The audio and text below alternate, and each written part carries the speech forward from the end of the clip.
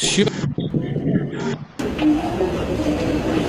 to kill will remain until the last day of my term. My orders are sa police pati military.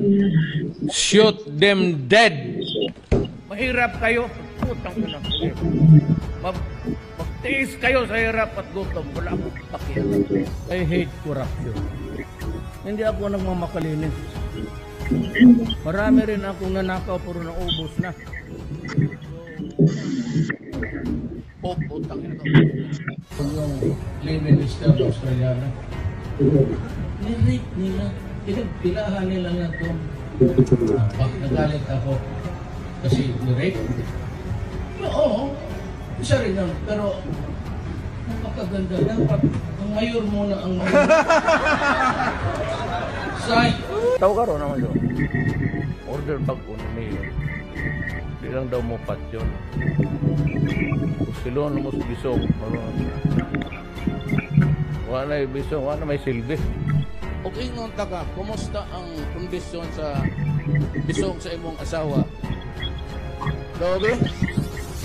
Kung sama ng iyang kuhan, may vaginitis o wa? Ipaho, marami na. Ganun eh. How's the vagina of your wife? Is it smelling or not smelling? Yung mga adik ko dyan, kayo na lang ho ang pumatay. Kung anak niya, ikaw ang pumatay. Kung anak niyang adik, kayo ang pumatay para hindi masyadong masakit. I'm trying to kill you. Bullshit, I will kill you. Go out and hunt for them. And kill the idiot. And I will protect you. There's a 3 million drug addict. I'd be happy to slaughter him.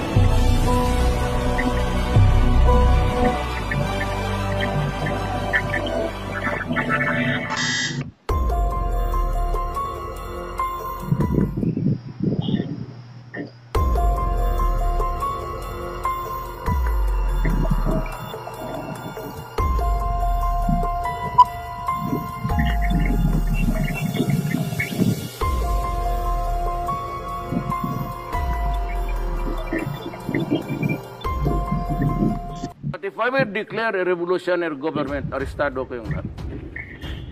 Hindi ako nananakot. Just remember, I will not hesitate to declare a revolutionary government until the end of my term. And I will arrest all of you. And we can go to a full-scale war against the rest. Do you need to declare martial law? No. Martial law, report pa akong Congress. Mag-declare ako ng revolutionary government period. Ako sa China. Ngayon, pag ayaw nila, then I will ask the Navy to bring me to the nearest boundary dyan sa Spratly, Scarborough. Bababa ako, sasakay ako ng jet ski, dala-dala ko yung flag ng Pilipino at pupunta ako doon sa airport nila, tapos itanim ko. Then I would say, this is ours and do what you want with me. Bahala na kayo. I would stake that claim, and if they want to, matagal ko ng ambisyon niya na maging hero rin ako. Pag pinatay nila ako doon, bahala na kayong umiyak dito. You think that I would go the riding? I don't even own it yet. No, I don't. But people perceived that as a sign that you were going to get tough with China. It was a hyperbole.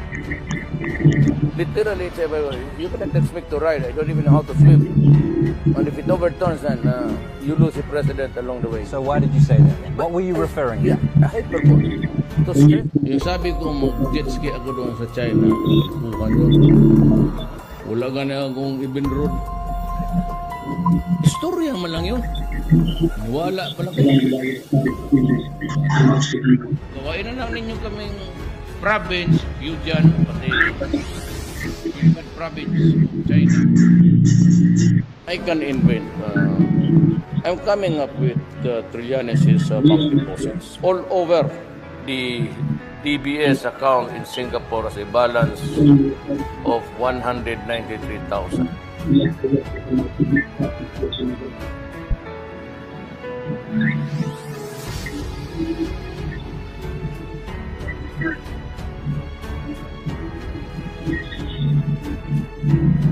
Wala, ito, produkto ng isip ko to. Tinanggalan ko lang, tignan ko talaga. Ginamit mo, kasi nadya ko yan. Trillanes, ganito yan. Binasa ko, binawasan ko ng number. Wala ito, invento lang. I'm losing as a matter of fact on the average. Two, it's either soldier or drug connected. I lose 2-3 policemen a day. I lose 3 to 4 policemen and soldiers a day. So I lose 4-5 soldiers and policemen every day until today. And you can be very sure of this. I'm losing on the average 6 to 8 soldiers or policemen. Anak lang rin ako ng mahirap noon. Tatay ko gobernador noon, may iniwan sa akin. I come from a poor father. Hindi kami mahirap. Wala kami noon, mahirap lang. My father was governor. At least alam niya maghanap buhay because we had a nice plant and a lumber yard. Quarter pa kami. I had $1 million already. Ako hindi ako promise you now in front of the soldiers and everybody. I will produce that.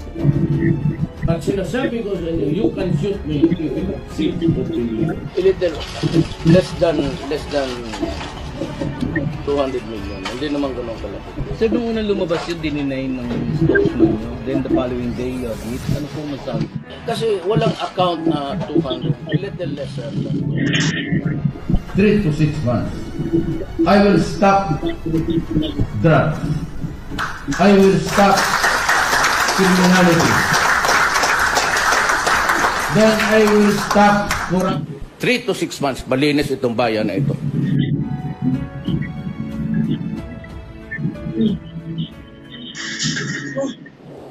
Na ito si Peter Lim, according to the Chief PNP, he goes in and out of the Philippines from China. Now, if he has friends here, sabihin mo sa kanya, the moment he lands at Naya, he will die. He will die.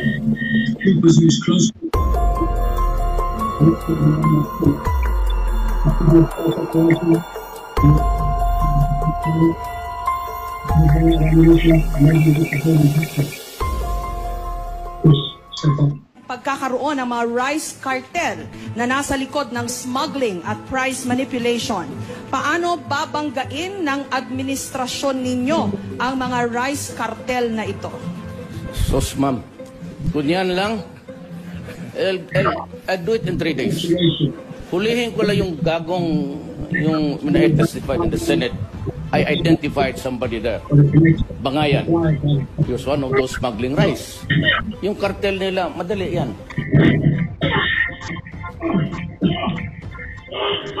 The timely passage of train is indeed a milestone.